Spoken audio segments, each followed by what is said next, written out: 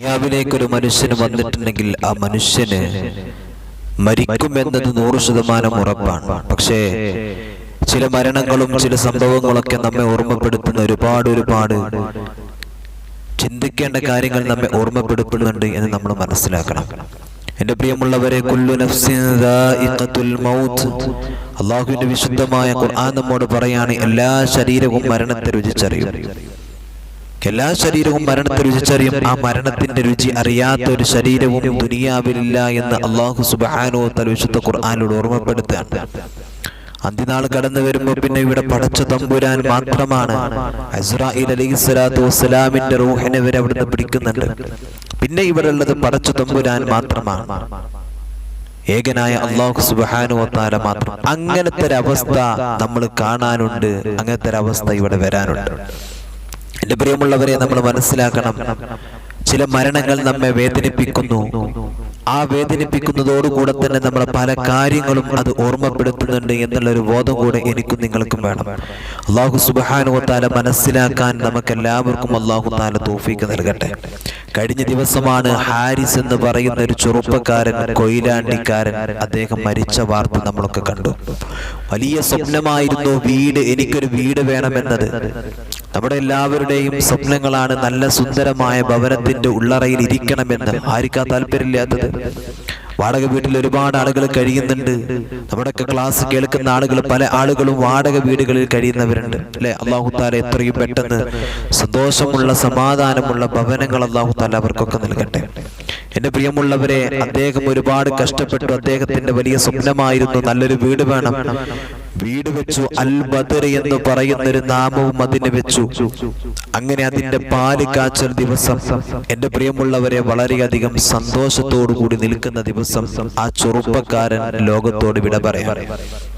തന്റെ മക്കളും തന്റെ കുടുംബക്കാരും വാപ്പയുമായി ബന്ധപ്പെട്ടവരൊക്കെ സന്തോഷത്തോടു കൂടി ഭാര്യയുമായിട്ട് അതിന്റെ ഉള്ളറയിലേക്ക് കടക്കേണ്ട ആ ദിവസം, എന്റെ പ്രിയമുള്ളവരെ, അന്നത്തെ ആ ദിവസത്തിൽ മൗലിദും സുബഹി നമസ്കാരം കഴിഞ്ഞ് പാല് കാച്ചൽ കഴിഞ്ഞ് മൗലിദോതി ഒരുപാട് ഉസ്താദന്മാരുടെ നേതൃത്വത്തിൽ ആ വീടിന്റെ ആ ഒരു വലിയ ചടങ്ങ്, സുന്ദരമായ ചടങ്ങ് നടക്കുകയാണ്.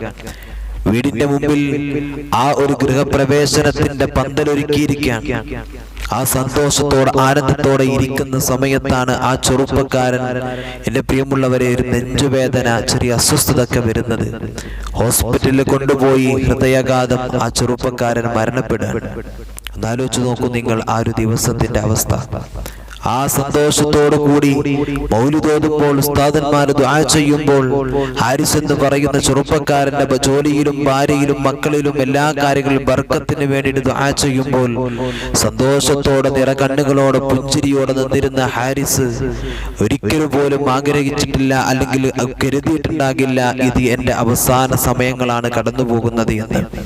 തന്റെ മക്കളോ തന്റെ ഭാര്യയോ ആരും ചിന്തിച്ചിട്ടില്ല, പടച്ചറബ്ബേ, ഇതിന്റെ ഭർത്താവിന്റെ അല്ലെങ്കിൽ വാപ്പയുടെ മാതാപിതാക്കൾ എന്റെ മകന്റെ ഇത് അവസാന സമയങ്ങളാണെന്ന് വിചാരിച്ചിട്ടില്ല.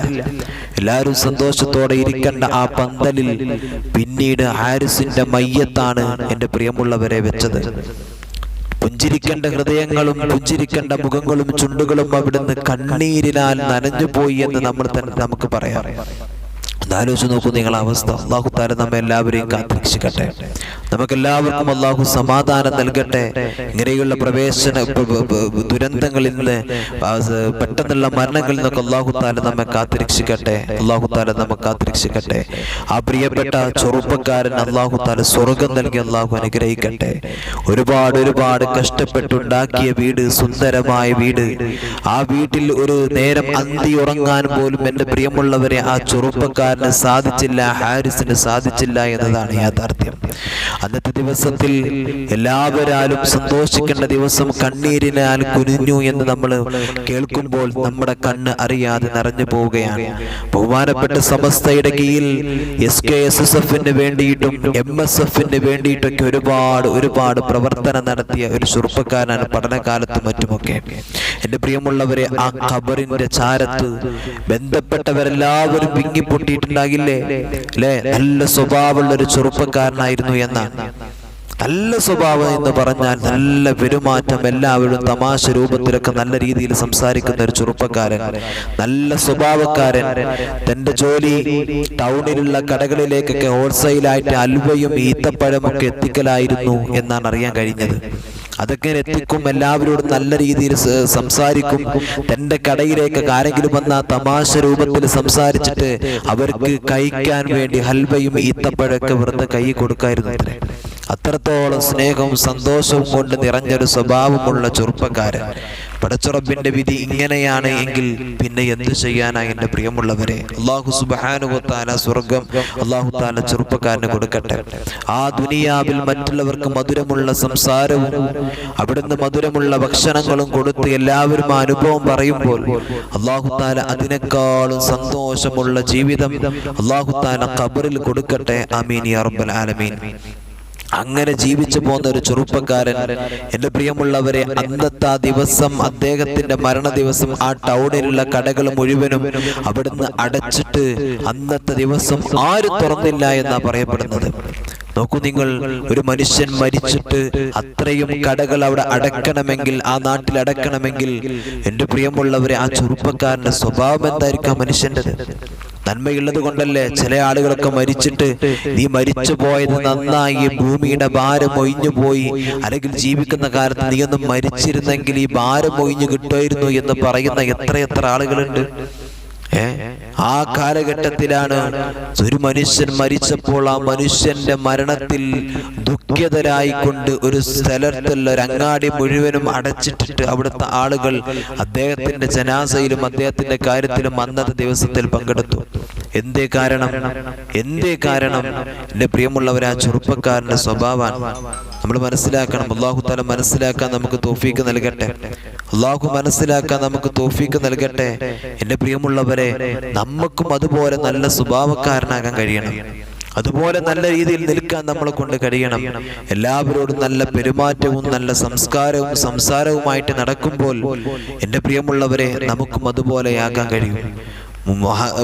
പരിശുദ്ധ ദീൻ നമ്മെ പഠിപ്പിച്ചല്ലോ, നിന്റെ ചെരുപ്പിന്റെ വാറടി പോലെ അത്രത്തോളം അതിനേക്കാളും നിന്നോട് അടുത്തിട്ടുണ്ട് മരണമെന്ന് പരിശുദ്ധ ദീൻ നമ്മെ പഠിപ്പിക്കുമ്പോൾ നമ്മൾ മരണത്തെ ഓർത്തുകൊണ്ട് ജീവിക്കണം. ഭൂമിയിലേക്ക് ഒരു മനുഷ്യൻ വന്നിട്ടുണ്ടെങ്കിൽ മരിക്കും, ജീവിച്ചിട്ടുണ്ടോ എങ്കിൽ മരിക്കും.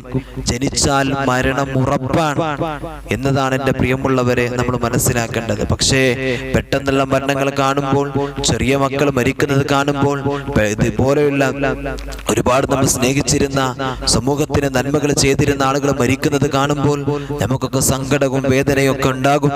പക്ഷെ എന്നിരുന്നാലും നമ്മൾ അവർക്ക് വേണ്ടി പ്രാർത്ഥിക്കുകയാണ് വേണ്ടത്. കാരണം മരണം പിടിപെടാത്ത ഒരു ശരീരവും ദുനിയാവിലില്ല. എത്ര വലിയ അഹങ്കാരിയായി, എത്ര അഹങ്കരിച്ചിട്ട് നടന്നാലും, ഞാനാണ് വലിയവൻ, ഞാനാണ് വലിയ സംഭവമാണെന്ന് പറഞ്ഞ് എത്ര വലിയവനായിട്ട് നടന്നാലും മരണമെന്ന് പറയുന്ന സത്യം നമ്മുടെ മുമ്പിലേക്ക് കടന്നു വരും എന്നുള്ളൊരു ബോധം എൻ്റെ പ്രിയമുള്ളവരെ നമുക്കുണ്ടാകണം. ഇല്ലെങ്കിൽ നമുക്ക് ദുനിയാവിലെ ജീവിതം പരാജയപ്പെട്ടു പോകും. നമ്മളൊന്നുമല്ലാതായി തീരും. ദുനിയാവിൽ നമുക്ക് ഒരു മറ്റുള്ളവരുടെ സ്നേഹമോ മറ്റുള്ളവരുടെ വാത്സല്യമോ ഒന്നും നമുക്ക് ലഭിക്കില്ല. എല്ലാവരോടും നല്ല നിലയിൽ പെരുമാറി ജീവിതത്തിൽ മരിക്കുന്ന സമയത്ത് കാമില ഈമാനോട് കൂടെ മരിക്കാൻ അല്ലാഹു തആല നമുക്ക് തൗഫീക്ക് നൽകട്ടെ.